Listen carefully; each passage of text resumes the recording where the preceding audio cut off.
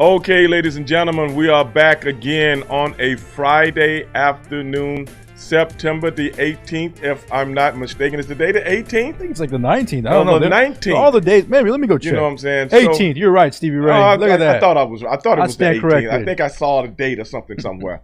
But we're here for another episode of Straight Shooting with Stevie Ray, the radio version. I am with my main man, 50 grand, Mr. Angel Corona. Angel, what's going on, brother? What is going on, Stevie Ray? I'm coming in hot today. I'm ready to drop an elbow. Drop the elbow. Like Stevie Ray, elbow. Like Stevie Ray used to do back in the 90s. I'm ready to, give someone a slapjack today. Yeah, drop that big elbow, brother. But hey, man, last week we talked about it. It went down. But we got another one this weekend, brother. Brother, what I'm talking about is football. Yeah. It's back. And it felt so good. I mean, this past Sunday, I don't know what you did, Stevie Ray, but I did absolutely nothing. Me either. I sat on the couch. Me either. I probably watched all the football games, Right. had that red zone, so it was very exciting. And I saw your Pittsburgh Steelers actually look like a football team. I mean, who would have known? You put a quarterback in for the Pittsburgh Steelers, and they actually look like a playoff team. You know something? But I'm still very disappointed. Why is that? I'm going to tell you why. Your team won, Stevie Ray. I know. Duck Hodges. My main man. Right? Duck Hodges didn't make the team this year. Ooh. Duck Hodges won football games last year. That's right, he did. Duck Hodges. They call him Duck because he's a duck call winner. Right, yeah. He can call a duck, man. He can make a duck come out of hiding. That's what he does. Duck Hodges. He didn't make the team, man. But Mason Rudolph. I saw him hanging out, giving Big Ben some water, patting him down with the towel. I think it's more of a political move. Maybe they like Mason Rudolph because he does those things that can't be replaced. Yeah, perhaps. Holds the clipboard. Yeah, hold the clipboard. Bring you warms water. The bench. Bring you some water. You know what I'm saying? Take your notes for you. Have everything calculated after every drive. Has Big Ben's sleeve warm and ready. Yeah. But I'm kind of disappointed that the Duck didn't make the team, man. So who do they pick who do they add as their third string quarterback? They got Josh Dobbs back. Oh. I think Josh Dobbs got cut by whatever team he was with, and they picked him back up, which they could have used. I didn't understand why they let him go in the first place. Right. For Mason Rudolph. They should have let Mason Rudolph go. I think you're right. Mason Rudolph is dug in like an Alabama tick, He's like that bad roach that you just can't get rid of. Yeah. I mean, you turn on the light, he just pops out of nowhere. But, other than that, that's the one thing that's been bothering me. Other than that, it took Ben a few minutes to get warmed up, to get immaculated with things. He got some new players out there, and once he got going, man, once he started seeing things, he looked pretty good. Yeah, I mean, Big Ben, he started off pretty rough, but I think the key for Big Ben is to let his playmakers make plays. I mean, just throw him the ball, and then you go from there. I mean, you seen Big Ben, he actually scrambled for about 20 yards on one play. I mean, the guy was winded. He was looking behind. He was looking backwards the whole time. Yeah, he could have got more yards if he just looked straight ahead. Yeah, but if you look at Big Ben and the offense that's created, you got Juju Smith-Schuster, you got Deontay Johnson. Those guys are fast. Those guys can cut. Those guys can make plays. I think. What about the big rookie from Notre Dame? Yeah, it's a big boy. Oh man, when that guy get dialed in, brother. Oh man, I forgot they drafted that kid, man. And then if you think about it, James Conner got hurt early in the game. Right. I mean, what was the guy's name? Snell. Benny Snell. Benny Snell looked really good. But Benny looked good last year. Yeah, he did too. And the rookie. He's a descendant. His grandfather's Matt Snell that played with Joe Namath in the Super Bowl? In Super Bowl III? So it's in his bloodline, yeah. Wow. So if you're a Pittsburgh Third generation. If you're a Pittsburgh fan, you have a lot to look forward to because think about it. James Conner's still on the bench, but you have a running back who's producing. Right. You have two star receivers potentially, and you have a quarterback if he can stay healthy. Right. That team looked really good. Ben is going to have to stay healthy. Mm-hmm. Now, let's turn our attentions to Mr. Tom Brady. The Brady Bunch. Right, yeah. Skip Bayless said that the Tampa Bay Buccaneers are going to the Super Bowl. Skip Bayless also said they will be the first team to play a Super Bowl in their hometown. Yeah, that's not going to happen. I think Skip Bayless is wearing his chain too tight, and his Jordans are laced too tight as well. I mean, the guy can't think straight because we called it from the very beginning, and we'll stay on it. Tom Brady's not going to finish this season. He is not the same elite quarterback that he's always been because he's been with the New England Patriots who've had Josh McDaniels, who's had, star receivers. I mean, star defense. I mean, you put him in a situation where he's in a hard division, he's going to struggle. This is the thing that I see. The man got sacked 3 times in the first game of the season. The first game of the season, you get sacked 3 times. And I just don't think Tampa Bay is going to go to the promised land by just throwing the ball with a guy that you know is going to be in the pocket. You know where he is. Every day, every play, you know where he is. And you saw the New Orleans Saints turn it up. The more the game got in sync, the more they turned it up. The more they start to figure out their plays. It's like, okay, we know what they're doing now. Let's turn it up on it. That's when he threw the interception. 2 of them. Right. One got ran back for a touchdown. A screenplay, a designed screenplay, and you throw an out route. You're supposed to be fooling everybody over here. But you know what Jack Rabbit said? What's that? I saw this formation. I know what they're going to do. Yeah. And I think as the games progress, there's going to be more teams who have more film on Tom Brady. Right. And it's going to be even tougher, even more hard for Tom Brady to make those plays. Well, Jack Rabbit said they ran this formation earlier. Every time they ran it, they did an out route. Right. Whether they hit the pass or missed it. They in this formation again. That's what old Janoris Jack Rabbit said. Jack Rabbit said, oh, you think I'm some kind of jabroni? And I don't pick up on stuff? What's that? Fool me once, shame on you. Fool me twice, shame on me. Yeah. How does it go? You didn't fool me twice. And it wasn't very nice when Jack Rabbit just trotted in the end zone. Right. Oh, man. Let me see what some of the people are saying right now. If Skip Bayless says something wrong, it makes 0 sense. Yeah, you're right, Christopher. But that's what he said, Christopher. Do you guys watch MLS or don't you care about it? Dale, I'm going to tell you the honest to God truth. Straight shooting with Stevie Ray. I shoot straight with everybody. I don't care. I'm sorry. I stopped watching Major League Soccer when Pele retired. And I think Pele's dead. I think I stopped watching MLS soccer when they cut the ribbon, when they came to Houston. All right. I mean, I've been to a couple games. Don't get me wrong. I do like soccer. I do like being there live. But, I mean, if there's something else on TV, because right now it's like the heyday of sports. So you got, like yesterday, you're watching the Boston Celtics versus the Miami Heat. As soon as that's done, while they're playing, you have Thursday Night Football. Right. So, I mean, hey, it's like 1A, 1B, and then soccer's, sadly, probably letter I'm sorry. M. I'm not gonna lie to Dale, and Dale, please don't hold it against me. I've never been a soccer guy, not to the point where I can watch it religiously. Not to the point where I can watch it religiously. I can watch it a little, but not, especially the European soccer. Right, yeah. But not religiously. I remember being in the airport with a very famous soccer guy one day, and I was in Miami. Who's that? I can't remember his name. David Beckham? Wasn't that jabroni? I know him. This guy had like braids and he had like red hair. He's a black guy, but I don't think he's from America. Right, yeah. I can't remember his name. But I've seen him on television. This was back in the day. I've seen him on television before. Because you notice him because he got the long braided red hair. He was very good. I remember meeting him in the airport in Miami. I think I can't remember if I was leaving Miami or coming to Miami. But other than that, the main sports is what we like to talk about. That's right.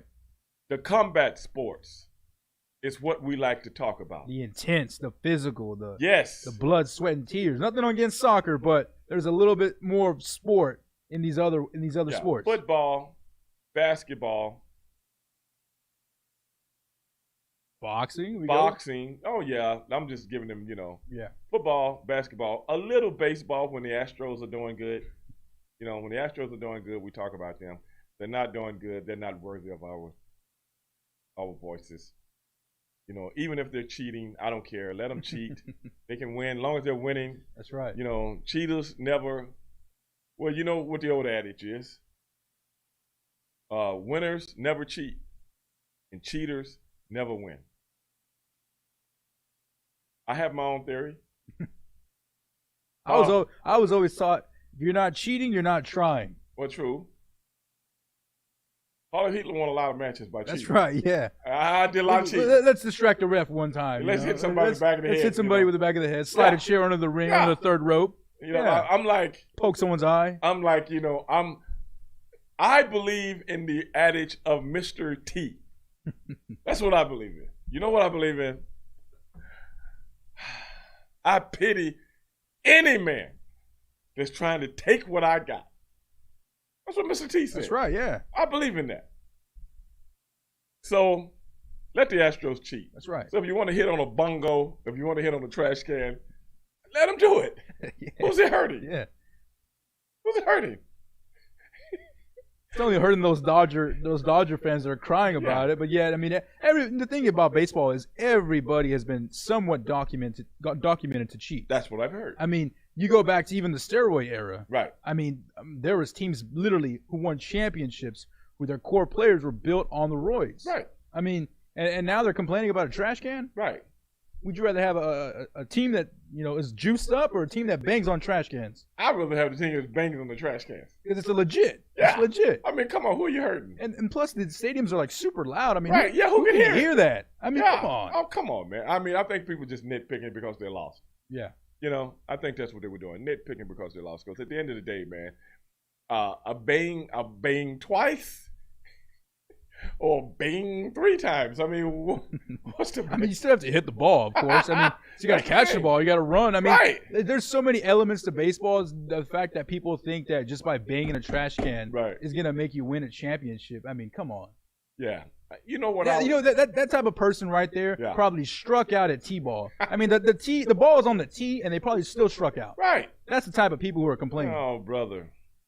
Well, that's how we do it, man. We don't mean to leave out certain things, but exciting. I like sports when people get hurt. I like sports when you can put the squeeze.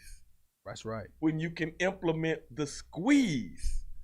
When you can knock a guy out and you don't get thrown in jail. And you can put a man in the hospital and nobody looks down on you. Those are the kind of sports I gravitate to. And that's the most pure sport that it comes down to. I mean, fighting. I mean, you literally just said it right there.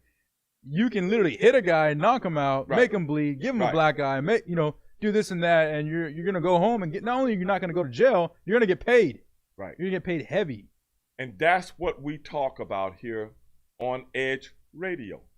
That is why they hired myself and Angel. Because we lay it down the way we do. We are on the edge. And we pull no punches. And if anybody out there that wants to talk about sports the way you really want to talk about sports, holler at your boys. Let them have it. Edge Radio. Now, my other big faux pas for today. Where is our producer from last week? I don't know, Stevie Ray. I think they keep switching them out. They're doing some type of rotation. I mean, who doesn't want to hang with one half of Harlem Heat and Mr. Latin Heat over here? Exactly. I mean, come on, we got to stick to a. I don't know who we got today. I don't know who we got today. Who's hiding behind the ones and twos? Well, I need to know who's producing my show. I need to know. And I want to know why my producer who we were getting very acquainted with last week. Yeah. Remember? She has a podcast, some C-poppy, something exotic like that. Yeah, I think you got that out of her, right? Yeah. Some about relationship or some kind of relationship podcast. Maybe that's why they wanted me on the show this week. Because the love doctor is in town. The love doctor has to clock in the sometimes. love doctor is in town. Who we got, man? Hey, man, who's that over there? Introduce yourself to the people. It's Vince. I'm the head producer here. Okay, man. Let me quarterback this thing. Okay. Ladies and gentlemen, last week we had, what was her name? Mariah. Good thing he's here because I was about to say Brianna. I was about to say Dulce. So we're both lost. Okay, last week we had Mariah. She seemed to be very good. Yeah. She seemed to mesh with us a little bit. Mm-hmm. And now who do we have?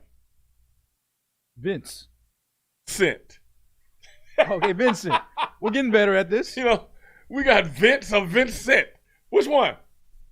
I go by Vince, but it's Vincent. Oh, your mother named you Vincent? Or did your dad name you Vincent? My mom did. Now, Vincent, this is an Edge Radio special. You have to understand, man, when you produce myself and Mr. Latin Heat, you got to be able to bring it, man. You got to be able to bring it because I might quiz you at any time. Okay. Are you ready for that? I think so. I think I am. What do you mean think? You best to know. Well, that's the thing, man. We're on the edge here. We can't let you know what's going on. Did the teacher know when a pop quiz when you was in school? Did the teacher tell you, hey, we're getting ready to have a pop quiz so you can go prepare for it? No. Everything that we studied all week long, if you have embedded any of that tutelage inside your brain, you would know when the pop quiz hits. That's what we do here. Well, you better let him know, Heat. Look, when Stevie Ray's on the mic, it's like the 1990s. He's gonna put you on blast, and there's a quiz every single episode. And guess what? It's not multiple choice. No, it's fill in the blanks. You gotta shoot from the top of your head, and hope you can spell, something right. Yeah, none of that. Well, this one looks like it matches up. Or D, all of the above.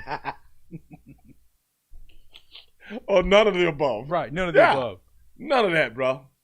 None of that. This is Edge Radio, and this is how we do it here. Let's see what else we got over here. Vincent, you hold tight. You never know when I might be throwing a curveball. Okay? All right, Steve, bro. I am about to go to church, but I'll get back at you. Keep church going. on a Friday? Maybe I'm just not a. Maybe he's Seventh-day Adventist. Oh. Oh no, they go to church on Saturdays. Maybe he's going early. I've never heard of church on Fridays unless you're going to like church school. He might teach us. Maybe he teaches like good for that guy. Sunday school, man. Eddie, he's been a follower for quite some time. I've communicated. Shout out to Eddie for going to church on Friday because John, he's what's a better up? man than me. John Spice. You know what else we got? A few people. With the pandemic, do you think the UFC will make a comeback? They already made a comeback. Yeah, I mean they had a whole shindig about the Fight Island. I mean they had about three fights there, but I mean they're gonna have a strong rest of the 2020 from what I hear. Tori, I think they're doing as good as they can possibly do. I was just talking with my man Punisher the other night on the podcast about a couple of fights that's coming up that he's very excited about, and we also talked about the 2-fight deal that Anthony Joshua has signed to fight Tyson Fury. Right, yeah. And if Tyson Fury gets past Deontay Wilder, I think in December, that's going to be very exciting. Yeah, definitely. And Canelo, his lawsuit was thrown out. So these are some of the things, I've been discussing, some of the comeback sport things that we have been discussing. I think the UFC is really taking a forefront as far as putting on the shows. I mean, think about it, Stevie Ray. They were in some heat. I mean, they were in some big heat whenever they tried to put on a fight in California and the governor scrapped it down. Right. So that's when they took that idea to go to Fight Island. Right. And then from there, I mean, they kind of I don't want to say had the secret sauce, but they kind of share the secret sauce with all these other leagues Right. as far as protocol, testing, the whole procedure. So I Right. mean, I think UFC needs to get a lot of credit for what they did. Oh yeah, man, they're Johnny on the spot, man. You know, the UFC is going to keep their product out there, and they're very diligent about keeping their product out there because, hey, man, they're with ESPN now, and being with ESPN, man, the money already been paid up front. You just got to put the fights out there. Get the shows out there, brother. You know, my boy Romo says the Steelers also got rid of T.J. Barrett. He's an old quarterback for Ohio State. Thought they transitioned him into the receiver. I don't think he ever made the team. Yeah, maybe he made the practice squad. Didn't the Texans try to make him into a receiver? Was that him? That was Braxton Miller. There we go. Okay, Johnny on the spot. Yeah. See, wait a minute. Okay. I know it was somebody from Ohio State. Yeah. T.J. Barrett. Did he get drafted when? Last year? No, it's been years. It's been a couple of years. I remember T.J. Barrett. He was there when 12 Gauge was there, wasn't he? I think he was there right after Didn't 12 Gauge take Cardo his Jones. place? That's what I'm talking about. Yeah, 12 Gauge, yeah. Yeah. I think he got injured or something, and I think that's when 12 Gauge took his place. And then I heard Stephen A. Smith show you how these sports aficionados are. You know, the guy comes in for Ohio State. Cordell Jones, big guy, strong arm, with probably the best coach in college at that time. Ohio State probably the best team in college at that time. He comes out, he wins the national championship game. Oh, I think he could be a number 3 round draft choice right now. That's Stephen A. Smith. Because of one game or two. Then when he does play, he loses his job the very next year. So, with all that being said, ladies and gentlemen, do your own research when it comes to sports because these suckers on TV don't know what the hell they talking about. That's coming from your boy. That's today's edification. And we'll be right back in about 2 minutes. Edge Radio, Straight Shooting with Stevie Ray. Right back at you.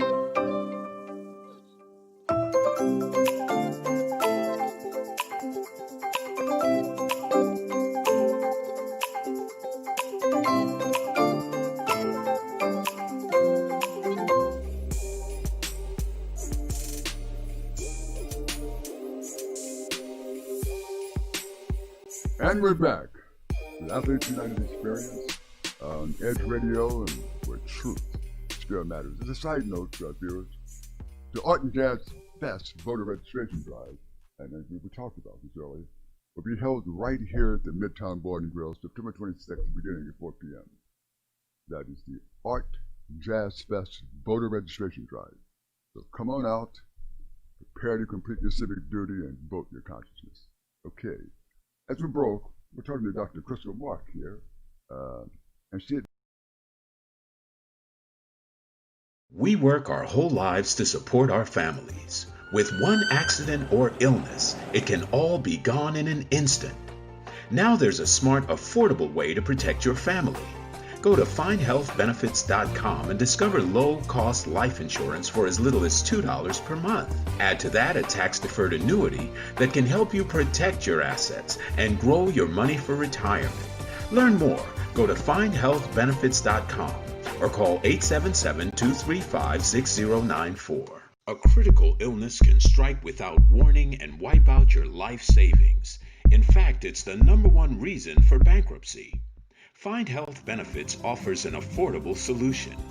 Get up to $50,000 if you get cancer, stroke, or a heart attack, giving you the peace of mind to focus on getting better while the plan helps you to pay your bills and medical expenses. Learn more. Go to findhealthbenefits.com or call 877-235-6094. 66% of seniors spend more time shopping for cable TV than Medicare plans. Most say because it's just too confusing. Laws change every year. The wrong plan could cost you thousands and prevent you from seeing the doctors you want. Introducing FindHealthBenefits.com. Save time, save money, see specialists without referrals. Go to FindHealthBenefits.com or call 877-235-6094 for this informative brochure. Society is on the edge. Let's bring them back. Edge Radio. Because truth still matters.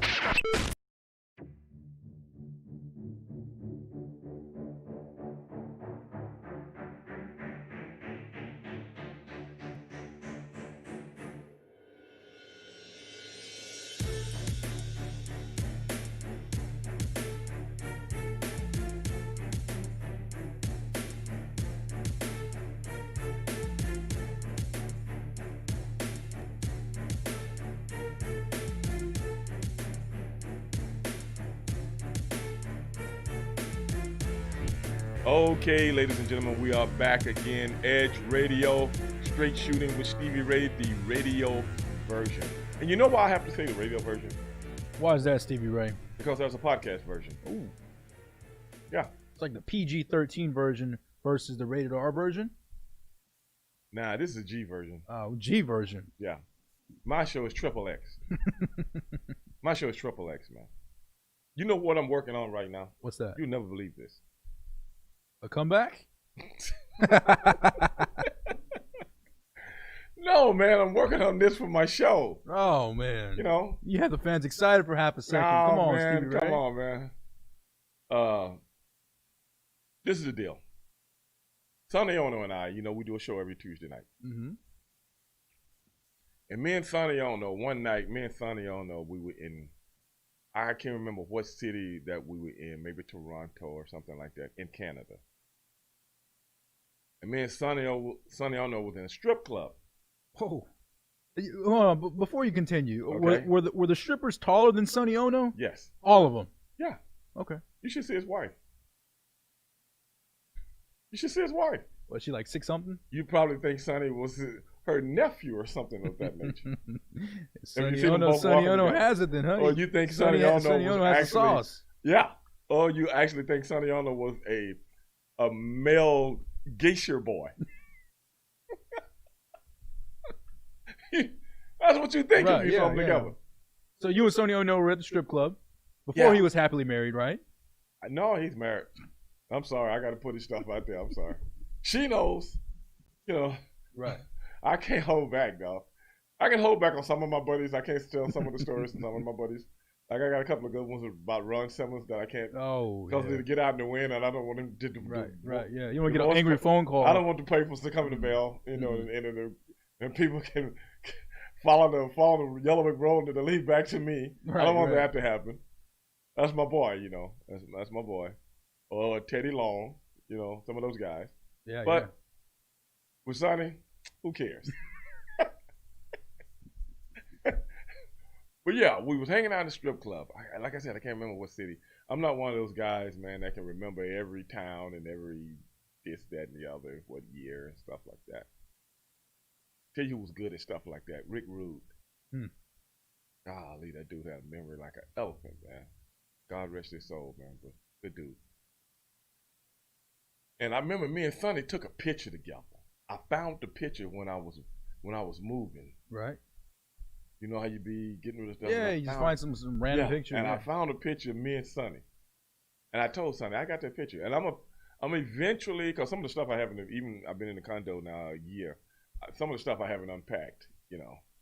I just put it in the storage. And so Sonny and I, we was doing our show one night. And he remembered that. I said, man, you remember when we was in that Canadian strip club? And we closed the place down. Closed it down. 6'5" 290-pound black guy, and a 5'2", 130-pound Japanese guy. You probably look like you were chaperoning him. We had fun, man. Whenever me and Sonny went out, we had fun. Yeah. I don't know why. We've always meshed. To this day, even though we do the podcast today, we do nothing but crack on each other. Mm-hmm. You know, we just two totally different cultures, Right. Yeah. two totally different parts of the world. Even though he grew up here, I think he came over here as a kid. But we clicked. Like, I can say I haven't clicked like that with a lot of guys Right. in the wrestling business. And we're real friends to this day. And whenever we see each other, boom, boom, boom, it's crack, crack, crack. But anyway, we was talking about the strip club. See, back in the day, you get through filming TV shows or pay-per-view shows or things of that nature, Nitros, Thunders. In some of the towns that we were in, we couldn't get anything to eat. So what was the one place that stayed open late with kitchens in them? That buffet, that strip club buffet. Yeah. Yeah. So a lot of the clubs in certain towns that we went to, they knew we were coming in town, and they would keep the kitchen open late for your boys to come get something to eat. That top sirloin. Yeah. Them extra greens. So that's why we spend a lot of time in strip clubs, gentlemen's clubs. It's because, hell, we didn't have nothing to do, and we could get drinks and food and, you know. Entertainment. Sometimes wasn't even nothing going on. But be that as it may. So, but the Canadian one, man, he was like, hey, man, you remember you had to get Perry Saturn off the stage? I was like, no, I don't remember. He was like, yeah, man, he was on the stage with the, you had to go get, okay. You know, I don't remember this. Right. But Sonny said it happened. It must have happened. But be that as it may, I said, Sonny, while we were doing the show, I said, I wonder what the difference is now. The girls in the strip clubs and how they used to treat the boys. And we tipped them real good. I would like to know, I want to know, how are the athletes when they come into the clubs nowadays? I heard whispers. Okay. I heard Mr. James Harden is the godfather. I heard this guy takes care of all the ladies. Really? Yeah, but that's just whispers. I can't speak for the man. I can't. But there are a lot of. I guess it's kind of different because back in the day, because a lot of these strippers back in the day didn't have Instagram, weren't really famous. Right. They just kind of put their head down and worked, right? Right. No pun intended. But the girls now, most of them consider themselves public figures, right? Right. They do everything for the gram, right? They want that celebrity, promotion. They want different DJs, different artists come out. So they probably trying to hook up with my boy. Yeah, Vincent I think Vincent can probably speak more of this than I can. I mean, I don't know. I don't do my fair share of strip clubs, but whenever I do go, I try to do a Stevie Ray and take care of the ladies. Leslie said, Club Unique in Houston. I don't go to clubs anymore. But back to what we were saying. I think the girls, the strippers now, Right. kind of have a branding in their head of they're going to start their own business, so to speak. Right. Aside from the girls back in the day who kind of relied more on Right. the traditional gentlemen who come in Right. and tip them. So I think now they're actually like grinding more. They're actually, Right. Trying to. So they're doing everything. Yeah. So this is what I'm going to do. This is what I told Sonny I'm going to do. And I'm going to have Sonny on at the same time. You know what I'm going to do? What's that? I'm going to go get 2 strippers from yesterday. And we're going to chop it up. Oh, yeah. And then the very next week, you know what I'm going to do? I'm going to go get 2 strippers from today. And we're going to chop it up. We're going to compare. I want to compare. And see if everything similar to what you said. That's what I want to do. This is going to happen. I'm sure the stories are pretty much the same, though, Stevie Ray. I don't know. Some of the stories you ever seen, okay. I'm going to tell you who I used to go out with a lot. Not a lot, but a few times. Especially in Detroit. Hacksaw Jim Duggan. Did he carry his 2x4 in the club? I wouldn't let him. I'm like, you're not going to embarrass me with a piece of wood. Hey! Yeah. No, sit down. No, I wouldn't let him. But see, I'm the kind of guy, because I came up working in clubs. Right. So I feel as though I have a responsibility to look after the other guys. That's what me and Sonny was talking about. He said, man, he was always that guy that always. I said, yeah, man, I was trained for this, so you never really see me doing outlandish things. You know, like when Jim Duggins is in between 3 or 4 girls and he done took his shirt off and he's dancing in front and he's in the middle. And I'm like, okay, brother, it's time to go. You've had enough. Right. Then I gotta pour him in the car. Oh no. That's a big boy. Yeah, it's my boy though. I gotta take care of my boys, man. Mm-hmm. Yeah. You know. So those are, I'm not gonna get deep into things that happen, but I'm just giving you a little insight. These are the things your boy had to go through on the road, man. I talk about a little of them sometime on the podcast. I can't do it on the radio show too much because some of the stuff is very, very graphic. But on the podcast, you know, and it is what it is. I can tell you bits and pieces. You have to do the rest. You have to do the context clues. Yeah. You have to put 2 and 2 together. Yeah. Kind of puzzle it in. Got to read between the lines. Right. The lines. You got to read between the lines. Literally the lines. Yeah, the lines. Literally. Yeah. So that's what I'm going to do, man. That show is coming, man. That show is coming here in the near future. Like a strip club special with Stevie Ray. It's going to be on like a steaming pot of neck bones, man. You know what I'm saying? So I think I have to give my audience what they want. Well, and on top of that, Stevie Ray, you got to guide these young gentlemen. Right. What are the hottest cities? What are the best cities? I mean, there's a lot of guys who travel around. I mean, everybody in your business, I'm sure, you know, you can give them some tips. Hey, don't go here. Don't go to Tennessee. Don't go to Tennessee. Don't go to Tennessee. There's nothing in Tennessee. Nothing in Tennessee. I take that back.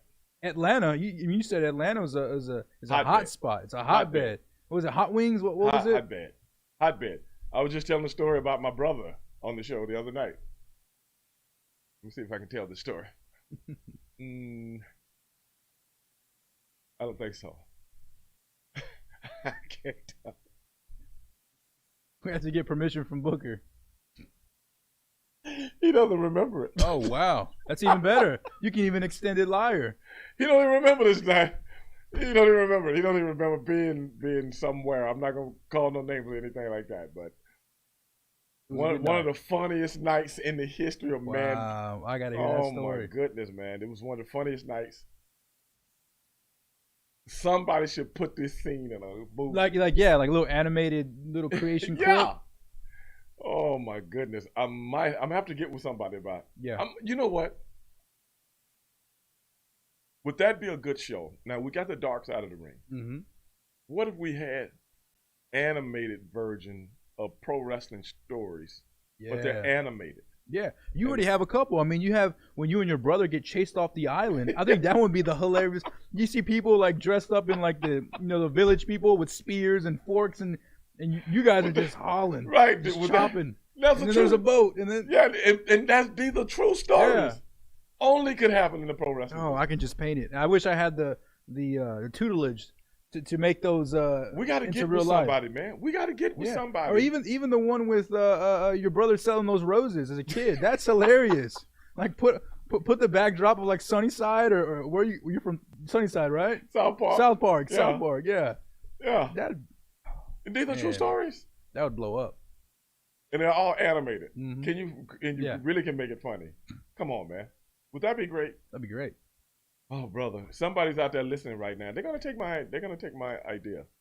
My boy, that's Leslie Genscher there. Atlanta is a hot spot. So is Miami and Miami, Florida. Yeah, man. Well, you know what was hot for me? It wasn't Miami. You know what I used to like? Tampa. Yeah. Tampa. I actually went to one club in Tampa. Walked in. Walked out. Walked right out. You know what? Florida State is in Tallahassee? Tallahassee. Right. One night, I don't know if I can tell this story. Hey, we gotta stop pumping. You're teasing us, man. I'm sorry, man. Nope. You know what? I remember the story, then I remember the participants, and then I go, and maybe not. But this one, I can make up some names. Well, see, a lot of stuff I can't. A lot of stuff I don't know if I want to do on the radio. Right. I have to save them for my podcast because I got to get subscribers. Yeah, we got to do like a down and dirty podcast where we let it all out. Oh, did you go to the club with Ric Flair back in the day? No. Why not? Man, I don't hang out with them dudes. Hey, Dog John, I'm going to be straight up with you, brother. I don't hang out with them dudes, bro. I got a question for you, Stevie Ray. I got a certain. Let me explain this. Yeah. I got a certain group of guys that I hung with, bro, and they didn't involve Ric Flair and those guys like that, man. I hung with, like I say, Jim Duggan, Ron Simmons, Tuco Scarpio when he was around, Ernest the Cat Miller, Sonny Ono, Rocco Rock, God rest his soul. Me and Rocco used to hang out. We fight each other in the pay-per-view. Right, yeah, they go hang out the same night. And people, some little kids see it. Hey, they're supposed to be we rivals. in clubs. We in strips clubs together. Oh, me and Rocco Rock. You know what I'm saying? Rock's from New York. Coolest white dude you ever want. I mean, man, this dude had so much soul it wasn't funny, bro. I miss him, man. I really do, man. And he was one of the guys I hung out with, man. And matter of fact, Rocco would go to black strip clubs with me. Black strip club. And for those who don't know who he is, he was a white boy. Yeah. Stuck out. With braids in his hair. Yeah. Oh, man, we would have so much fun together, man. Golly. Man, somebody just brought back a memory, man. I hadn't really thought about him in a minute. But no, man, with all due respect, I never hung out with them guys, man. I didn't hang out a whole lot, but sometimes I did. But if I did, those were the guys. My boy Brian Adams, God rest his soul also. Man, this subject is kind of making me sad, man, because so many of my friends have passed on. My boy Bam Bam, remember Bam Bam Bigelow, yeah. Bigelow. Bam Bam used to ride with me sometimes, and I remember one time, this is a true story, I can tell this one. My daughter was little. Whenever we finished, I would always call home to talk to my daughter at the time. She was 5, 6 years old at the time, 7 maybe. And we was doing a thing when DDP, Chris Canyon, and Bam Bam Bigelow was calling themselves the East Coast something, you know what I'm saying? Man, we was in my rental car and he's talking to his family sitting in the passenger seat, and I'm talking to mine sitting in the driver's seat. And you could hear him talking. And my daughter was like, Daddy, who is that? Who is that I can hear in the background? I said, that's Bam Bam Bigelow. And she was like, she always called him Big Bigelow. Big Bigelow? Yeah. I go, yeah. She said, Daddy, is he your friend? I go, yeah, he's my friend. Because she would watch the show. Yeah. She said, okay then. So the next week, they came out and they jumped on me and my brother in the ring, you know what I'm saying, and beat my brother down. We was getting ready for a pay-per-view. And after the show, we're in the rental car, getting ready to go. I don't know where we're going. I don't know, we're going to a hotel in the next town or whatever. And I called my daughter and she's like, hey, baby, you watch the show? And she's like, yeah. And I was talking to her about, how's your mom? And bitch, Daddy, I got something to tell you. What? And I go, yeah, baby, what? Daddy, I don't think you should be friends with Big Bigelow anymore. I was like, why not, baby? I don't like him. And he was sitting right there. I said, hey, Bam Bam, my daughter said I can't be friends with you no more. She said, let me talk to her. I put him on the phone. He's like, what's his name? I said, Lana. He said, hey, Lana, she's like, why you don't want me to be friends with your dad anymore? And she was like telling me, I seen what you guys did, you know what I'm saying? You can't jump on my dad and my uncle, and blah, blah, blah. Right, yeah. And she was like, well, we're just wrestling and stuff like that. We're friends and stuff like that. So he finally got her to say, okay, it's okay, Emma. I'll never forget this. Right, and I asked my daughter about it. She don't even remember it. She's too young. So Bam Bam broke the third wall between your daughter and wrestling. She told her the truth. She didn't like Bam Bam. I'll tell you somebody else she didn't like, Midnight. You remember? I don't know if you remember the Midnight angle when my brother wanted to bring her into the group with her, and I didn't like her. Well, my character was going against her, and my daughter hated Midnight with a passion, bro. I can see that. Oh my goodness, boy, I can't. And we had a match. I was looking at the replay of a match me and Midnight had, and no, I think I jumped on her and I beat her up. I hit him with the slapjack, and we had a wrestling match. But afterwards, some kind of way she beat me. I would put her over for my buddies coming. Oh man, you let a girl beat you? Yeah. Like that. And I got mad and I slapjacked my brother. I slapjacked her and I started beating her up. But I was watching the replay at home. I don't know if it was taped. My ex might have taped it for me or something like that. I can't remember. But my daughter comes downstairs. I got the big screen over here. My stairs is right there. My couch is like right here, and she like standing behind me. And I could hear my daughter saying, "Kick her, hit her."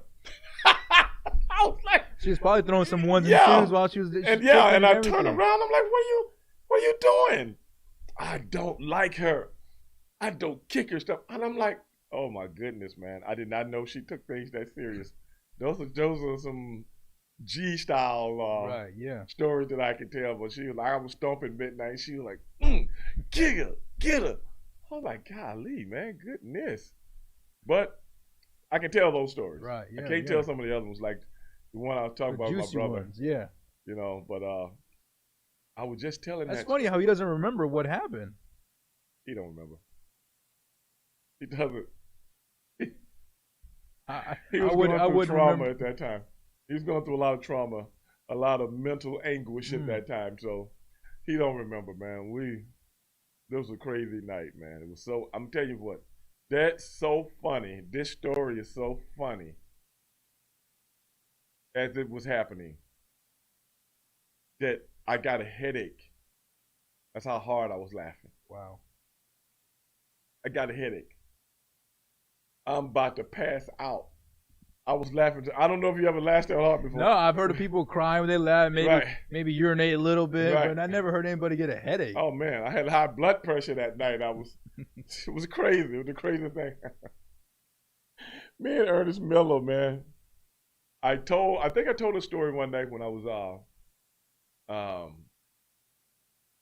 when me and Sonny was doing the podcast together. I think I told a story that one night, and I think he asked me the same thing. He said, "Do you brother?" I said, "You don't remember it. You don't even remember." Crazy night in the strip clubs. So Sonny and I, when we first started doing the podcast, we started talking about different things that used to happen in strip clubs and stuff like that. So the fans really got a kick out of it. And I'm going to be releasing a lot of that stuff on Patreon here probably next week or so. Man. Yeah. Hey, Brandon, what's up? Yeah, these are some crazy things, man. But going back to the big MMA fight that's coming up. Is it next week? Asanta? Israel Adesanya versus Paulo Acosta. Yeah. What do you think about that, man? Man, I think the champion, Israel, he's really good, really technical, very kind of like a karate style, jumps in and out. He's a very good counterpuncher. Yes. I think this style, it's either going to go one way or the other. I mean, it sounds obvious, but Paulo Acosta is, I don't know how he makes that weight. I really do not know how he makes 185. I do this not guy either. is That built guy's like huge. a ton of bricks. And he's huge. He's huge. He comes at you fast. He's very explosive. He's very strong. I mean, the guy has heavy hands. Can he go the 5 rounds? That's the question. And I think if you're Israel, you kind of just sit back, try to counter, sit back, try to be very technical. But at some point, I mean, it's kind of like a snowball. I mean, that eventually that snowball is going to have an effect on you. It's going to roll you over. And I honestly think that Acosta is actually going to win the fight. I like Israel Adesanya, but for me, I think the guy's just too explosive. And that's next weekend. Yeah. Man, I can't wait. And then you got in the co-main event, you have the interim light heavyweight title. John Jones left the 205 division, so you got the guy who arguably beat him last time, in Dominic Reyes versus, was it Volkanov? Some interesting name, but I think Dominic Reyes, he's a heavy favorite. Yeah. I mean, he came really, really razor thin close to beating John Jones. Damn. I think he's going to be the new champion in the co-main event. Well, brother, when it's combat sports, I am there. When it's combat sports. And you also know, I was talking with Punisher the other night on my podcast, the Charlos have a pay-per-view main event. And guess how much they're charging, Stevie Ray? $74.95. Yeah.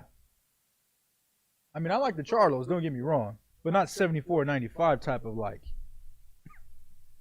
Do you know what that fight's going to be? Where at? I don't know. I'm actually. No, we got to call Ronnie Shields. Well, I'm going to have to get Ronnie on the show. Yeah.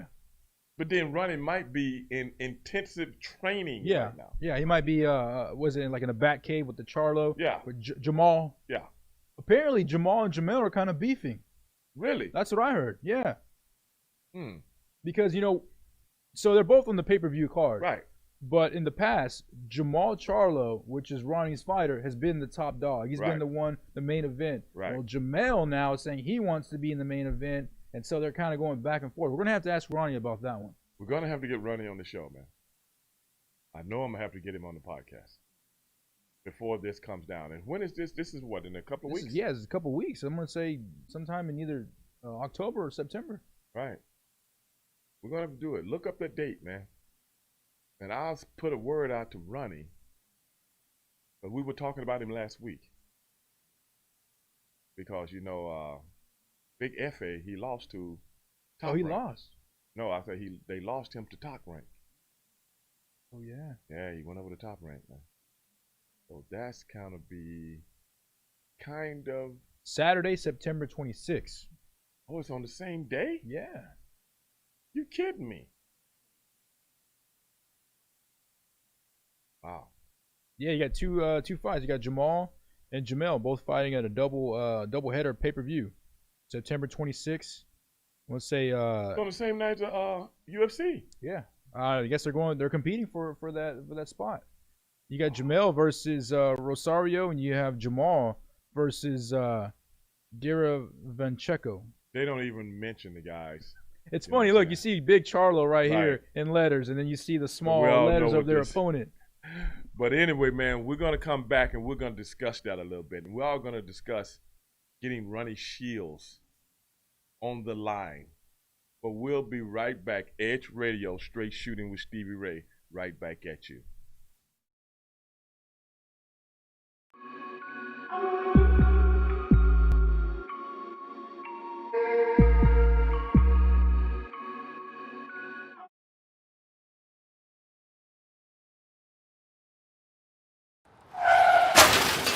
We've been out of control since we got hit back in March 2020. Mortality rates keep climbing. Infection rates go up and down and then back up again. How long will this go on? No clear answer. Will a vaccine even be effective as this virus continues to spread and to mutate? No clear answers there either. I'm a trained nutritionist, herbologist, personal trainer, behavior modification and stress sciences expert. I'm also a COVID-19 and pneumonia survivor. I've watched the continuous wall-to-wall news coverage, and while yes, wearing a mask and social distancing are crucial now, you're not being given important tools that you need in order to fortify your first line of defense, your best line of defense, which is your own immune system. What's going on here? There are simple, affordable, and natural ways to help build your immune system to fight any virus or bacteria now, and it starts inside of you. That's why I need to invite you to join me for Beyond the Mask, an intimate talk about vital ways to immediately begin boosting your immune system. Are you worried about the potentials of a second wave? Are you concerned now that your immune system may not be strong enough? Let me show you now the changes that will allow you to optimize it. Let me show you how to maximize your exercise benefits in a 12-minute routine that you'll do every other day to easily increase your metabolism, strengthen your respiratory and immune systems, and give you better circulation throughout your body. Listen, sugar feeds both bacteria and viruses. Let me show you ways to kick that sugar addiction now and to get some weight off. Let me share with you keys to better nutrition that boosts your immune system. We are all under too much stress, and stress weakens your immune system. It single-handedly leaves you vulnerable to all kinds of health issues and infections because stress reduces your immune cell numbers and their ability to function. Let me show you tools that you'll easily integrate into your daily life now to naturally reduce your stress cortisol response. I also want you to know about some nutritional supplements that have been shown to naturally improve your immune system and your overall health. Since January, there have been over 700 studies released worldwide on the relationship between COVID-19 and vitamin D3 deficiency. You need to know why. You want to improve your own immune defenses now? Want to take back your control? Sign up today for Beyond the Mask and join me as I give you information and tools to easily get you back on track towards a healthier overall immune system now.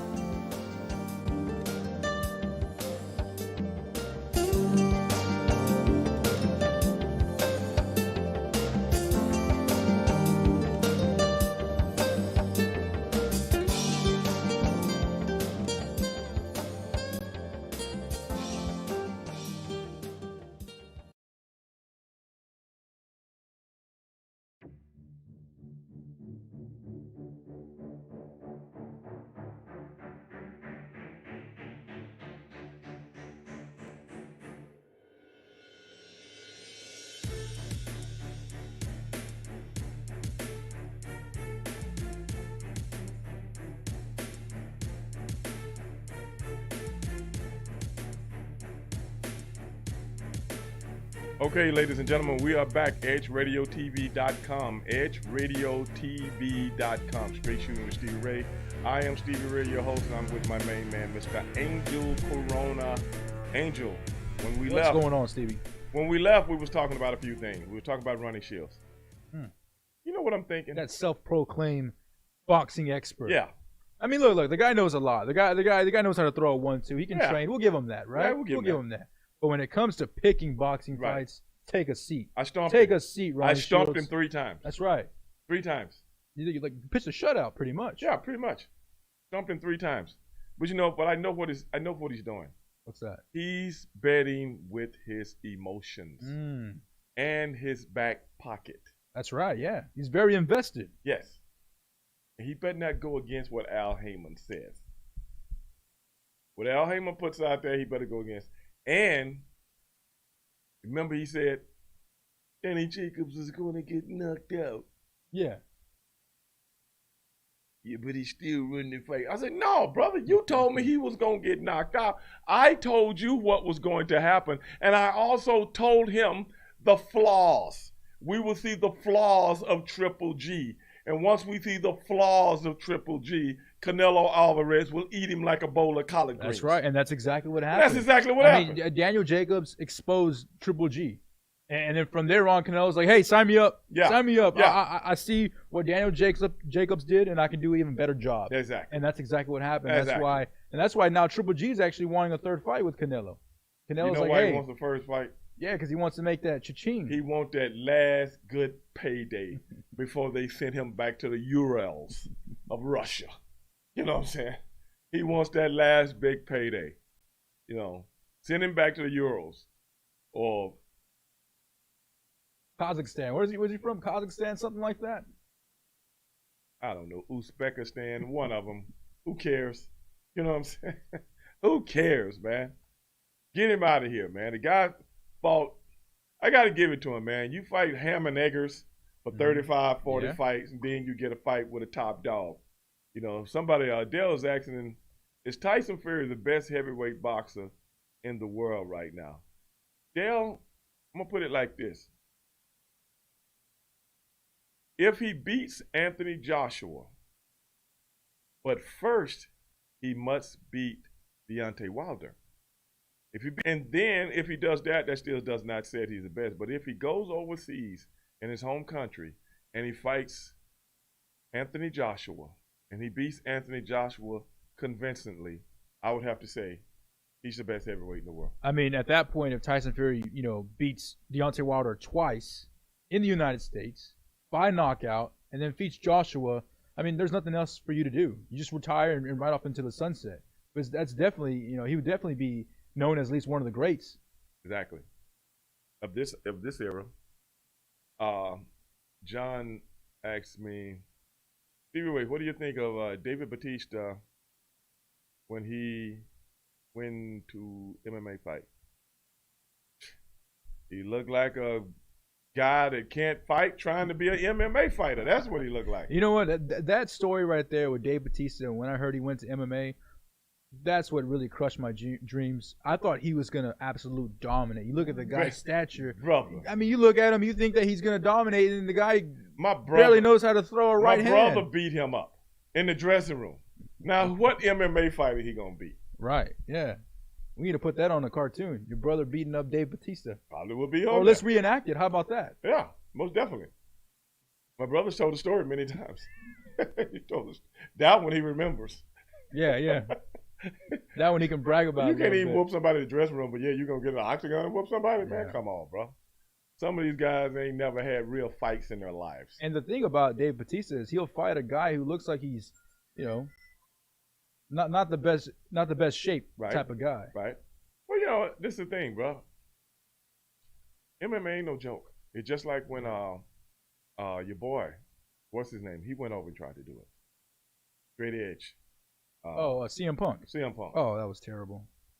It was absolutely terrible. But the thing about CM Punk he was fighting on the UFC. Yeah. He went straight to the top. Now Bobby Lashley did pretty good. He got beat up a couple of times, but he beat up a couple of guys though. I mean, but that's what I'm saying. Just because somebody can drop kick and do a clothesline. Right. That don't mean nothing when somebody get a hold of your legs and put you down on the ground and start really stomping. tries to choke you out. Yeah, start stomping a mud hole in you, brother. That's a whole nother ball game, bro. But CM Punk, what did he have? 3 fights? Yeah. Got beat up every time. And it was to the point where we even had one of the guys on the show, remember? Yeah, Mickey Gall. Yeah. Yeah. I mean, the kid was 24 at the time. He just ran through, CM Punk. But it was so bad watching CM Punk fight that you were just sitting there like, come on, like don't look so bad. Come on, like. I tried to tell people something. I tried to tell people it was going to happen. My boy Punisher, I tried to tell him. You know what Punisher tells me? What'd he say? He's gonna hit the go to sleep on him. He hit a special move. No. This is what Punisher said. Well, I don't want to drug. I don't. You sound just like him. I don't want to. That's not right for me to be in a. No, continue. No. That's not right for me to be like imitating his voice. That's wrong. Punisher, if you're watching,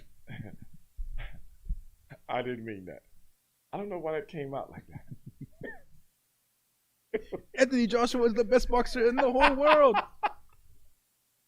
I've been harping about this guy.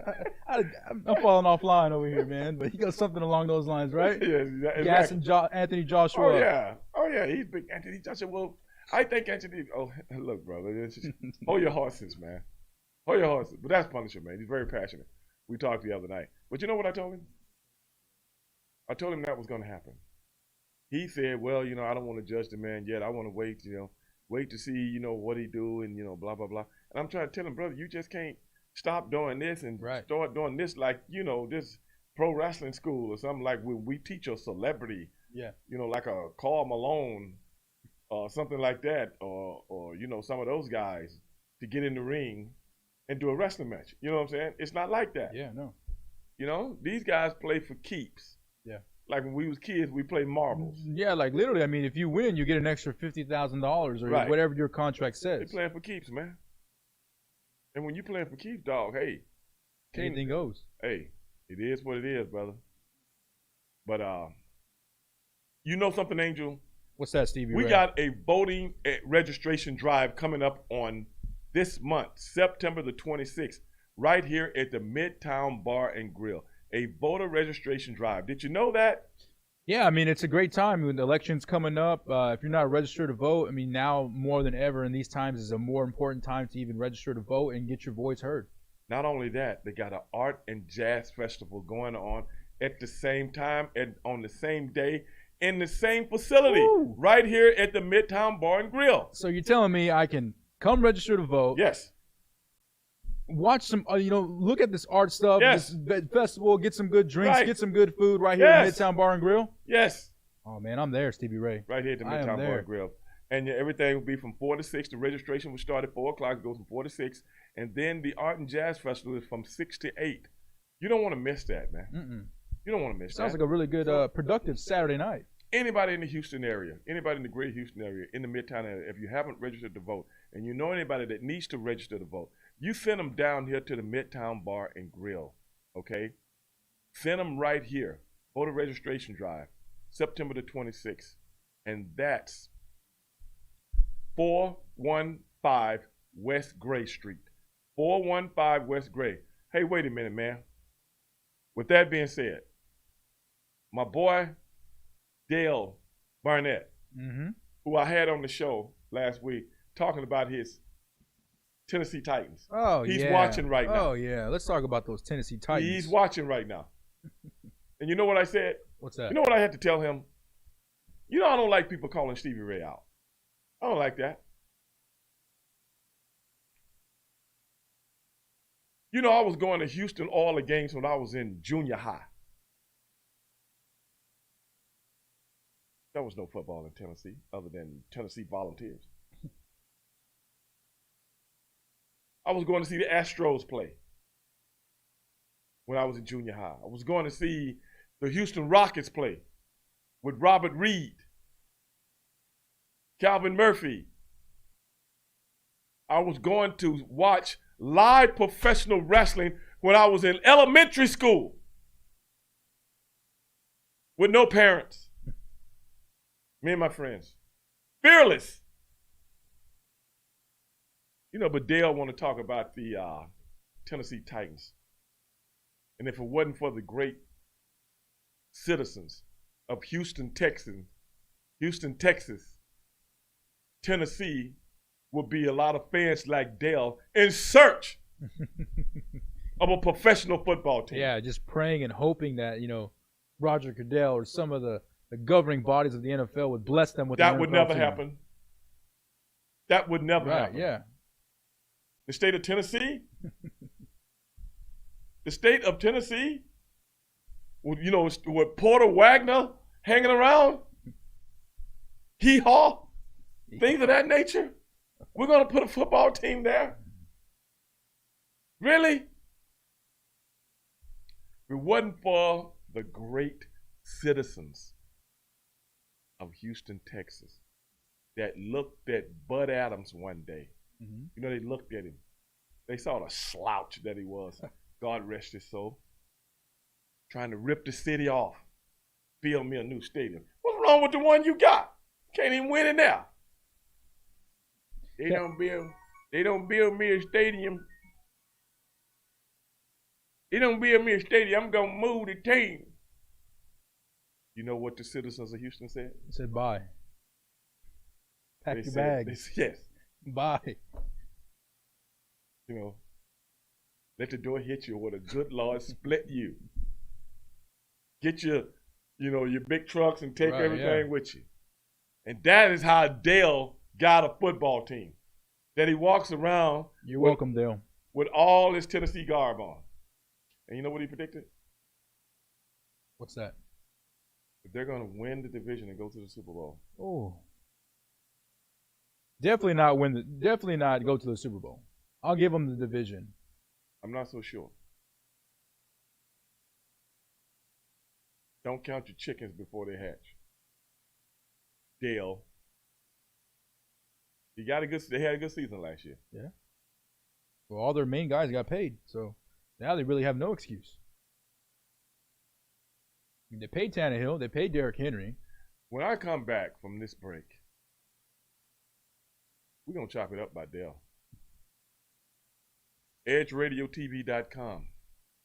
Everybody go check it out. You see the real deal.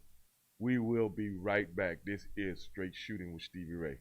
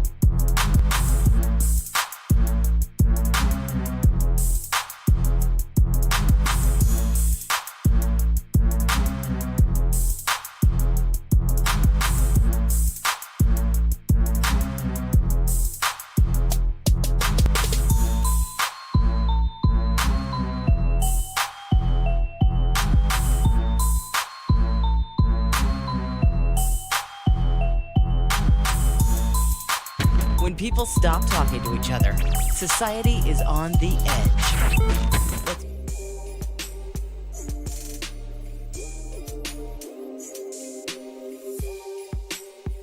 And we're back with Athletes United Experience on Edge Radio, and where truth still matters. As a side note, viewers, the Art and Jazz Fest voter registration drive, and as we talked about this earlier, will be held right here at the Midtown Bar and Grill, September 26th, beginning at 4 p.m.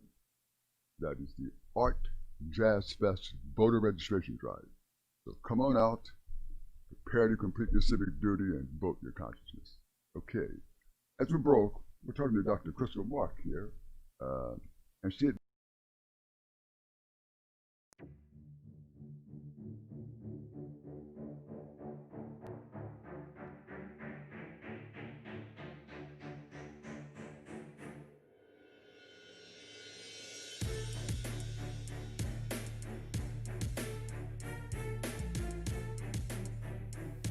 Okay, ladies and gentlemen, we are back once again right here, edgeradiotv.com.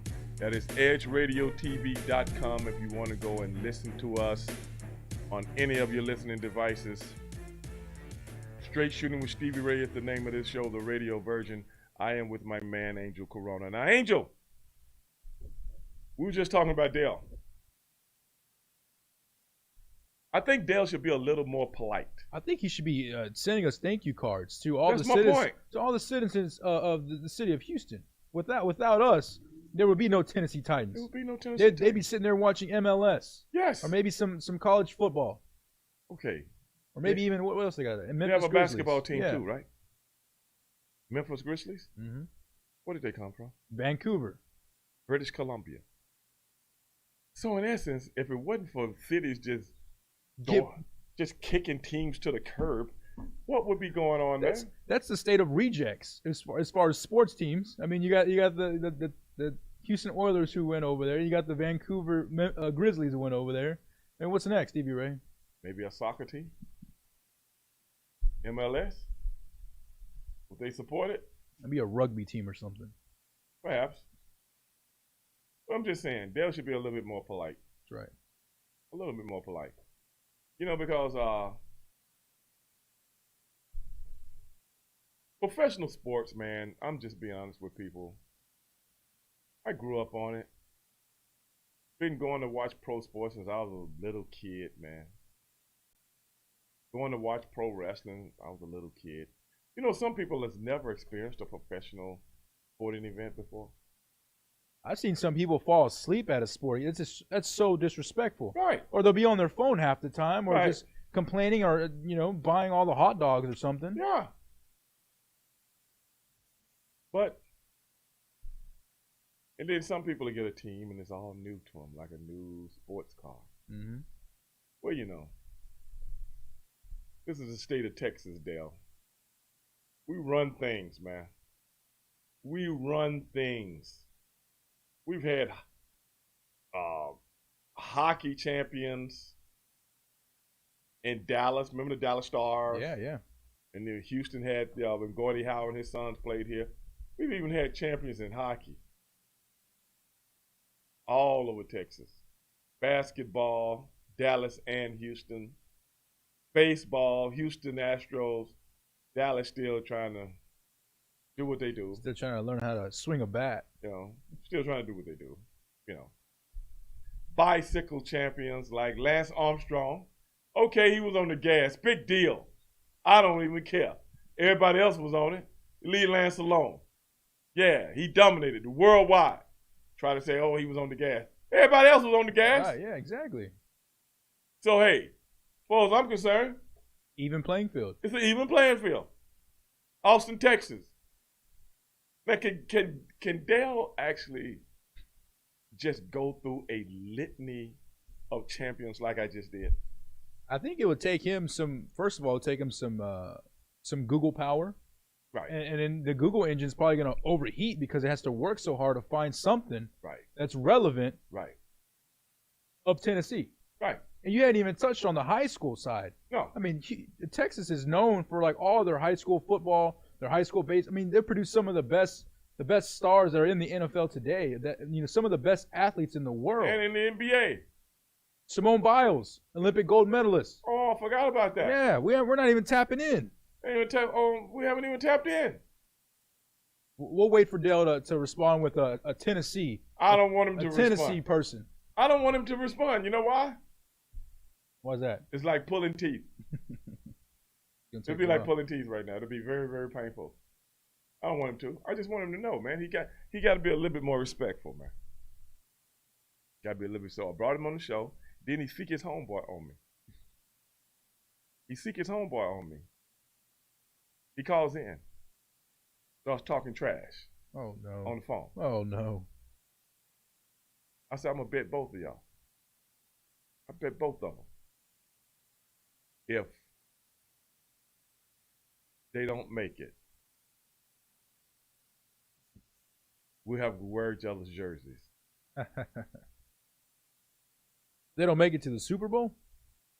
Yeah. Oh yeah, you're good. Oh, they bet Yeah, no. you're They good. like Skip Bayless. Oh no, you're good. Skip Bayless say Tom Brady is going to lead the Tampa Bay Buccaneers to the Super Bowl. You know, in Stevie Ray, in Tennessee, one thing I will say about Tennessee, they do have a lot of whiskey there. So maybe Dale and his friend were drinking a lot of whiskey, and they think that they actually have a decent football team. I think so. Now, Dale Richardson just asked, do you guys think Trump will be reelected? Dale, let me give you my analysis on that coming from an African-American perspective. I can't speak for Angel because Angel is Mexican-American. But I'm going to speak from an African-American perspective right here on Edge Radio Network. I've been alive since JFK was killed.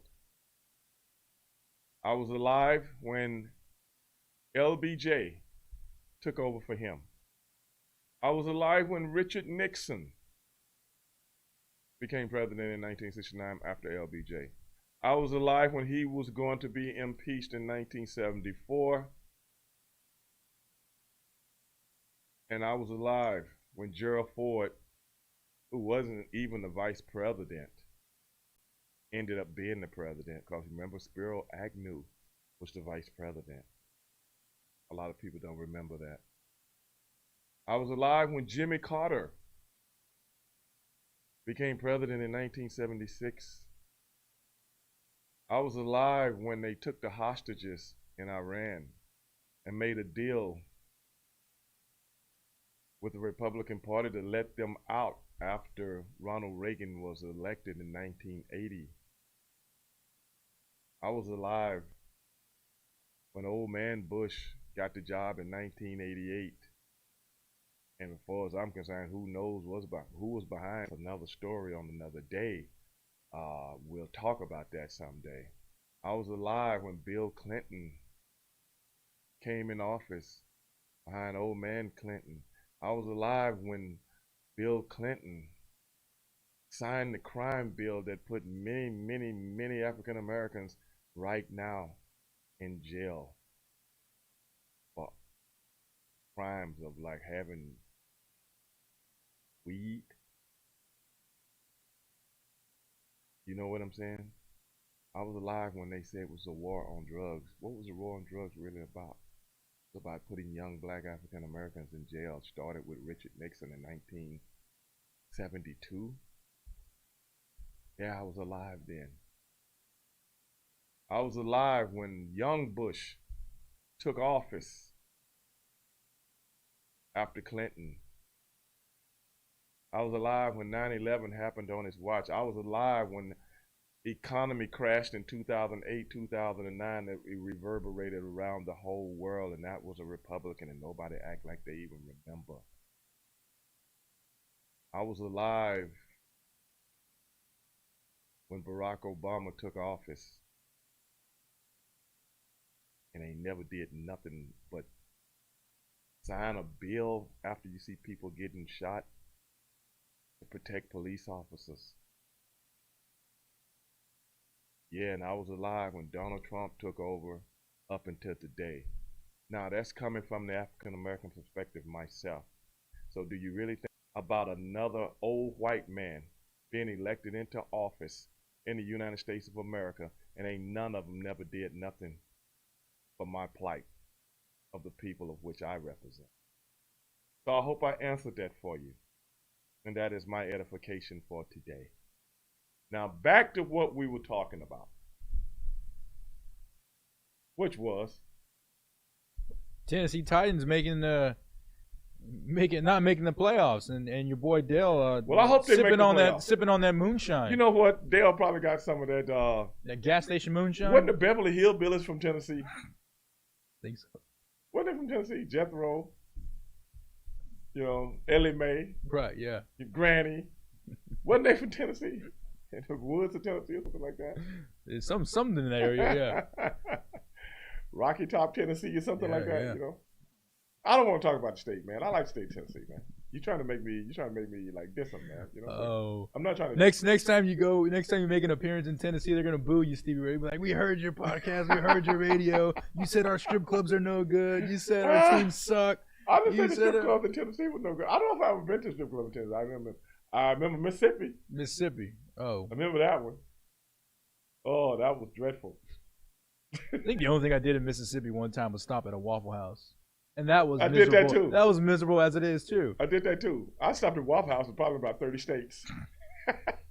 You have a commercial from Waffle House. There you go. Hey, Waffle House, I was hit up hey, your boy Stevie Ray. Where else can you get something to eat late at night? That's true, yeah. A good meal. Yeah. Waffle House. I just hope nobody comes in with their guns shooting like they do in some Waffle Houses sometimes, you know. I just hope that doesn't happen. You know, that could get a lot of people coming from clubs drunk and stuff like that. That's something that I never could, you know. But hey, we should have a good time in the Waffle House. I remember one time on the TV show, Eric Bischoff was doing a promo on somebody. I can't remember who it was. You know what he said in the middle of the ring with the microphone? Waffle House? Hey, I see you at the Waffle. I thought it was so We're going to funny. settle this at the Waffle House. He told somebody, get out of here, you know. See you at the Waffle House, like tell him to get out of the building. I can't remember who was doing it. I thought that was so funny, man. You're welcome, Dale. You're welcome, Dale. But no, man. People in this country don't represent what. Oh, I wish I could really talk about this on my show, but we don't talk about politics on the show. I got a quick question for you, Stevie Ray. What's that? What are the chances? What is your percentage that the Houston Texans upset the Baltimore Ravens? You can't go in the negatives, okay? You can't go in the negatives. Let's keep it 0 and above.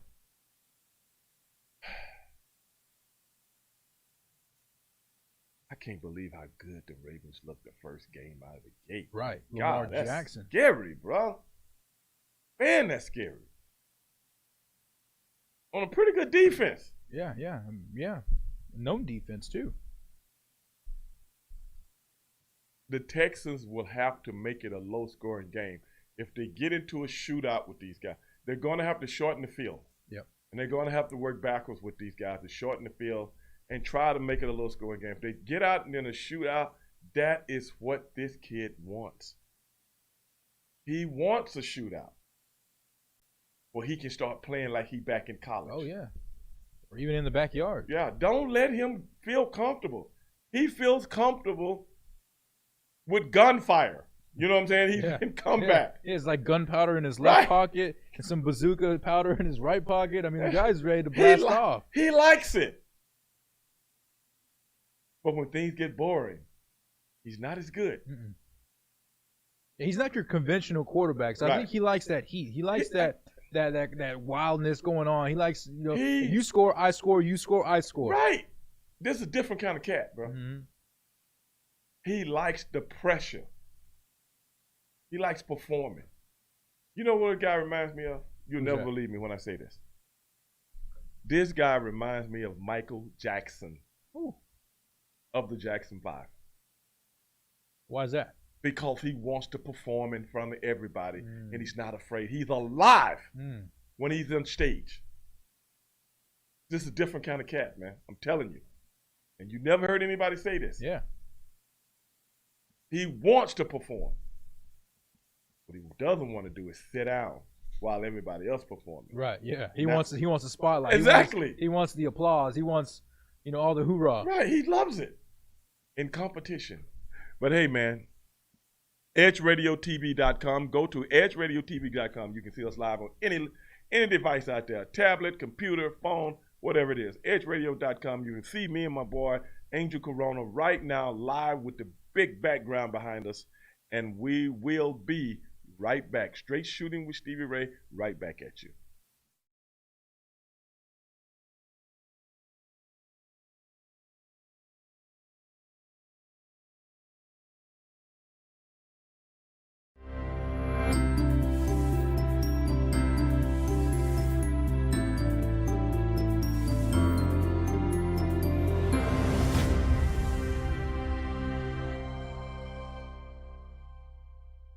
A retired Marine and former school teacher is spending his days on the road promoting unity. His platform is to erase race And he's trying to do that by traveling the country, visiting 100 cities, spreading his message one conversation at a time. I was born and raised in Waller County, Texas, just northwest of Houston. As a child of the 60s civil rights era, I lived in a city that was probably 100% black at the time, and that city, Prairie View, Texas, had an educational background that far exceeded the national average.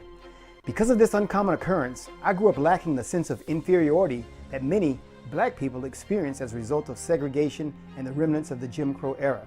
The children of that city saw daily were always black. After integration in 1969, I grew up with friends from a variety of ethnic backgrounds, and this continued to expand as I went to college, and my circle of deep relationships continued to grow with football teammates from various parts of Texas and the country, and then expanded even more after I joined the United States Marine Corps, where my relationships began to include foreign cultures and people with whom I never envisioned communicating. Today, after having visited and lived in the continents of Asia, Africa, and Europe, I am convinced that we are all far more alike than we could ever realize. Something has hindered that realization for others. Here in the United States of America, we have been plagued for hundreds of years with a concept called race. This concept would have us believe that we are fundamentally very different and our skin color makes us so. Though anthropology, sociology, and medical journals continually refute this, many Americans continue to harbor the erroneous beliefs associated with race. This is what I'm here to change. Hello, I am Carlin Charleston, the Executive Director of Erase Race. We are a 501c4 nonprofit organization designed to remove race from our society and unite people across all demographics and bring them into the novel reality that we are all quite differently the same. That phrase may sound contradictory in itself, but it really makes sense. Once we understand our common origins from whence we all originate, then it becomes much more interesting to see how differently we have evolved in our geographic regions as one people. Erase Race began the work of unifying our country when I embarked upon a 112-city tour last June. Driving the Unity van from coast to coast and from north to south, the thrill of visiting the 48 contiguous states and meeting people I would have never met otherwise was simply amazing. From Baton Rouge to Boston, and from Philadelphia to Phoenix. Okay, ladies and gentlemen, we're back again for our last segment, EdgeRadioTV.com. This is Straight Shooting with Stevie Ray, the radio version. And Angel, what were we talking about before we went to break? We were just in Texans have to bring their AA++ game if they want a fighting chance against the Baltimore Ravens. I mean, you got a guy, Lamar Jackson, which you said reminds you of the great Michael Jackson when Yes. in reference to performance. Yeah. Yes, I believe, brother. That's why I think this kid is a different kind of dude, bro. He wants to fight. He likes to fight. He wants to get on that field and do what he does, man. I mean, you can look at him and tell, bro, this dude's fearless. Yeah. And he wants to learn. And he's getting better and better every day. He made the Cleveland Browns look like they was going backwards, man. And I think the one thing that, on top of whatever you're saying, everything you're saying, is he's fun to watch. Right. I mean, for someone who he makes the game exciting. You know, every single time the Baltimore Ravens, Johnson, I mean, you do think he's that type of guy who can actually. I think so. He's a workhorse. You think he's a workhorse? He can do it all three downs. Between him and the quarterback, they can keep those first downs moving. But don't try to get into a shootout. Right. Yeah. Don't try to get into a shootout. That's what that guy wants. I think you need to whisper this into the play caller, the offensive coordinator this week, because I mean they got to get their play calling a lot better. They got to get it down. Because I agree. Last week was just horrendous to watch as a fan. I agree. It was just terrible football. I mean, you can tell everybody was off sync. It was because they didn't have any preseason games or what the issue was, but they got to get it together. Well, I think they can if Bill O'Brien comes up with the right game plan. He's had a week now, more than a week, to put something together. Everybody should be nice and healthy. I think the offensive coordinator, this his first year being an offensive coordinator, I think that might be where your problem lies. I don't know. He'll get better as the season goes better, but now you're going up against a juggernaut right now. Those guys as a team got so much confidence. They actually believe deep down in their hearts they should have won the Super Bowl last year. Yeah, they definitely have that swagger. I mean, you got Mark Ingram in the background too, who defends his quarterback and who he's a good running back himself. Right. So, and then they also have Hollywood Brown, who's a receiver. I mean, this guy can fly past our secondary. Right. So if we have any kinks in our secondary, I mean, it's going to show. And they got what, 2 or 3 tight ends that are all. Oh yeah, Mark Andrews is Right. if not top 3 tight end in the league, and That's what I'm saying. These guys got so much confidence right now. They're going to be hard to beat. They're going to be hard to beat, but you got to stop the trigger man first. right, keep him on the sideline. Everything is based on Jackson, not Michael Jackson. Lamar Jackson. But Lamar Jackson. Right. I'm sorry. This guy should be one of the Jackson 5, bro. I'm serious. He has a little fro too. Yeah. He could probably step in there and do a cartwheel or one of those do-si-dos. No, I mean, I enjoy watching him. Yeah. But when I watch him, I'm like, this ain't your regular everyday running quarterback. This dude is. It's like he's doing poetry on the field. Right. It's really hard to explain. It's but real yeah. hard to explain, man. And I've never seen nothing like this. From a defense's perspective, you can't just watch him. You got to game plan and attack the man, because if you sit there and watch him, guess what? You're going to be his dancing partner. You're going to be on the floor. But he's accurately dangerous with his arm also. Yeah.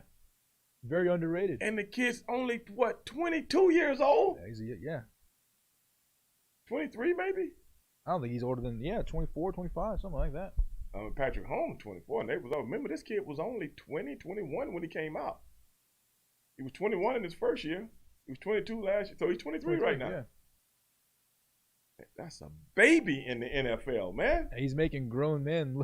He's dominating grown men. I mean. That's what I'm saying. It's like I love performing and just show me the way. When a guy ups his game that much in 1 year, that he's got sports people and pundits talking about him like he's been in the league 2 years. What were they saying after? As a rookie and went to the playoffs, right. His first 2 seasons, and I'm 21 years old. Yeah. I'm barely old enough to drink, and you're already talking about me. Look at that. They got me ticked off, dog.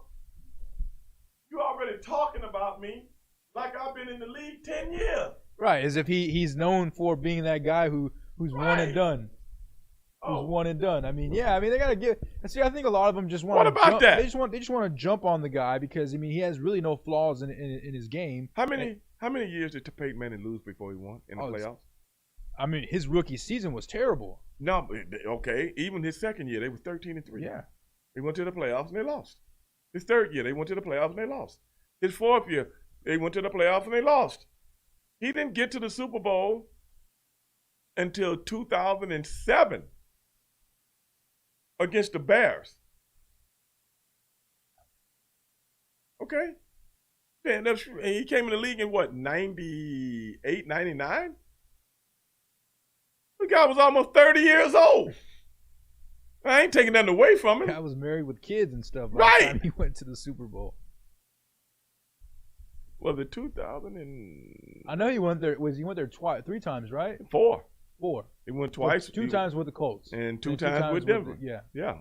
And that's why I always tell people, unless Tom Brady can do what Peyton Manning did. Peyton Manning left one team, went to another team. Right. Automatically. Went to the playoffs the first year.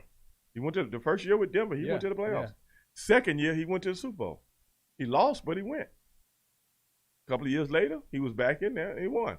So I'm thinking Joe Montana left the 49ers. First year, went to the playoffs and went all the way to the AFC Championship game.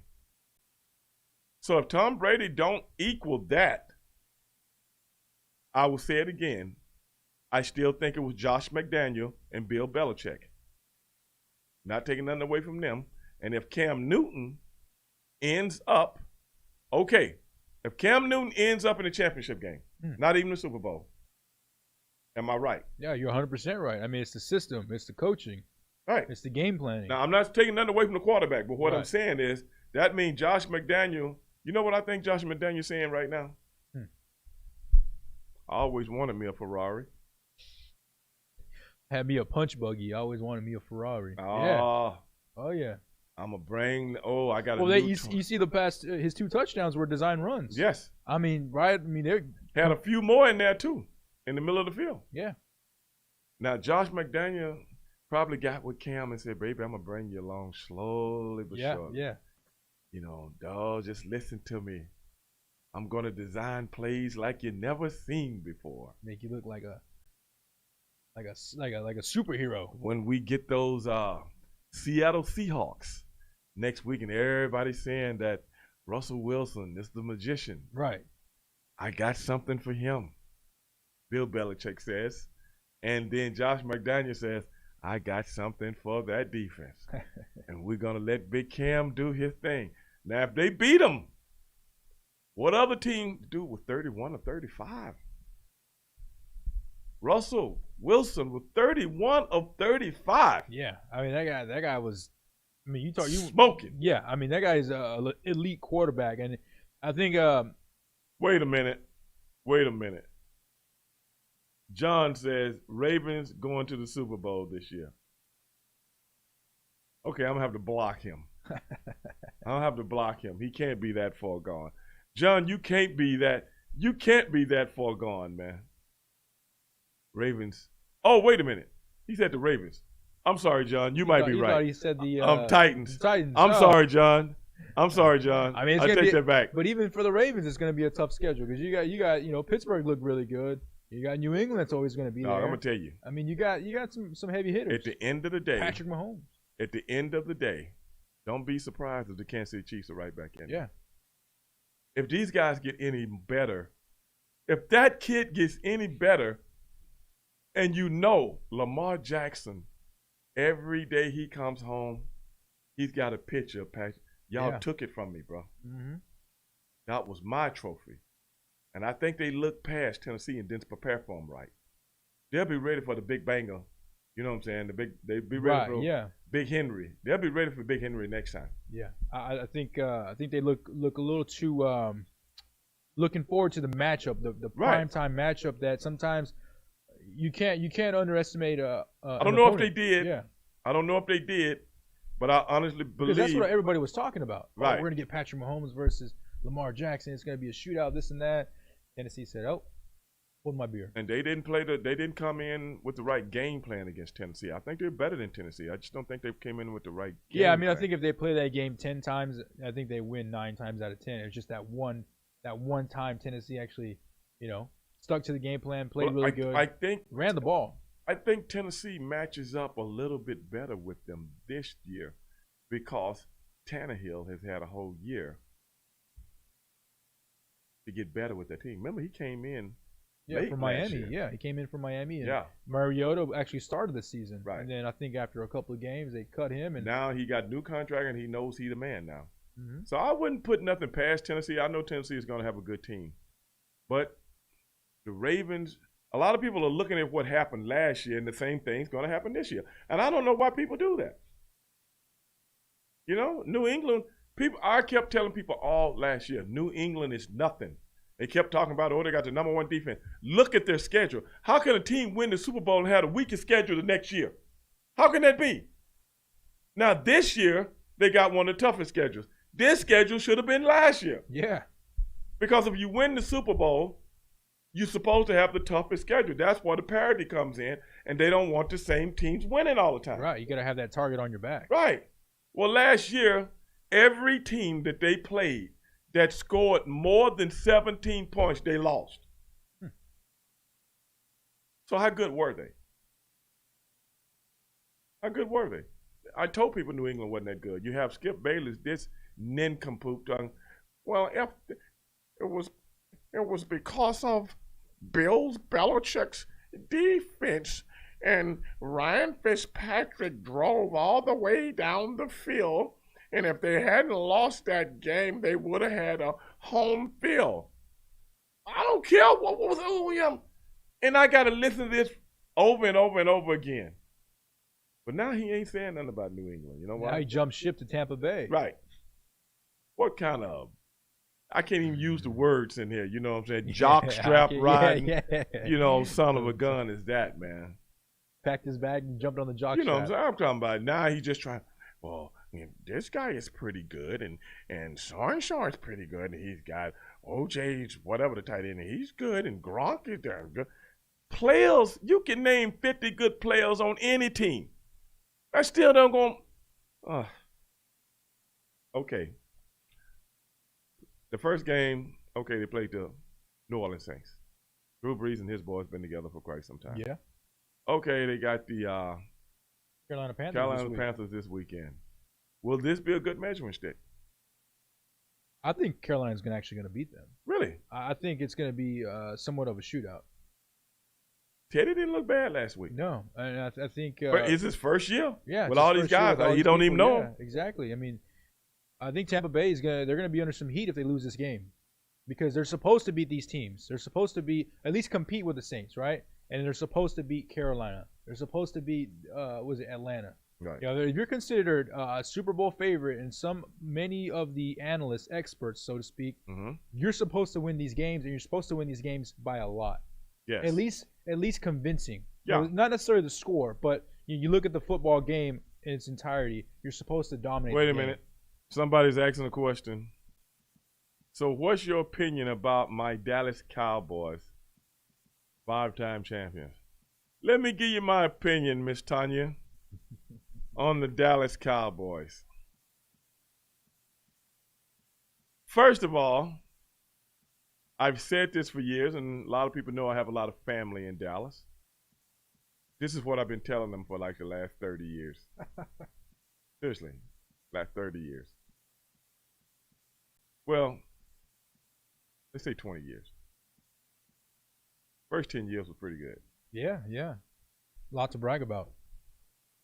As long as Jerry Jones is the owner, and as long as television shows have made their television shows dedicated to the Dallas Cowboys, the Dallas Cowboys ain't never gonna do nothing. You know why? Too much pressure on them. You got too many young guys that actually think they're more than what they are because of what they hear on a daily basis. We are an American team, and we should be great just because somebody said so.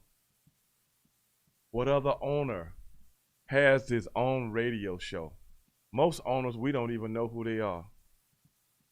Jerry Jones runs around running his big yap. Oh, Dak is our guy. Well, pay the man. But I don't want to pay him, though. But he's our guy. We love Dak. Yeah, you wouldn't even invite him over for dinner, I bet. No, you wouldn't even be able to step on your yard. This is my thing about the Dallas Cowboys. That star does not hold any weight. It used to be, a star would be like, oh, the Dallas Cowboys are champions. I don't want to hear about how you won a championship 25 years ago, all right? You were probably, I was in my diapers. Right. Stevie Ray was at the top of his heyday. Yeah, exactly. Let's talk about now. Let's talk about relevancy. I mean, you guys haven't really done anything in the playoffs, so I don't understand the buzz. I don't understand the America's team. I mean, that's, to me, is just a catchphrase that's gone wrong. But they talk about them. I see these people analyzing the game against the Rams. They lost 17-20, but nobody has said anything about how good the Rams looked. It's about how they're talking about the potential of the Dallas Cowboys, what they can do to get better. What's that about? I think some of those directors that are on top of these big shows are like diehard Cowboy fans.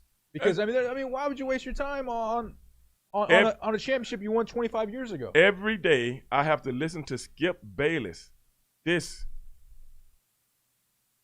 pompous punk, talk about the Dallas Cowboys and Shannon Sharp. I know Shannon, hey, this is my job. I got to do what I do. But I know Shannon don't want to talk about this on a daily basis. Every day, yeah. Even on the off season, they were talking about Dak Prescott, how much money he should get. Skip Bayless is talking about he should take a hometown discount. He ain't from Dallas. He ain't from Dallas. Why should he take a hometown discount? How about the owner take a hometown discount? How about that and pay your man more? I'm like this. What dictates the market is what dictates the market. Right. Exactly. That players doesn't have anything to do with it. When I'm up for my money, I needs my paper. That's right. Regardless of where I'm from. I don't care if he's from the moon. I needs my paper, brother. Well, we offered him a 5-year deal, and he didn't want the 5-year deal. He wanted a 4-year deal. That's as much as Roger Goodell.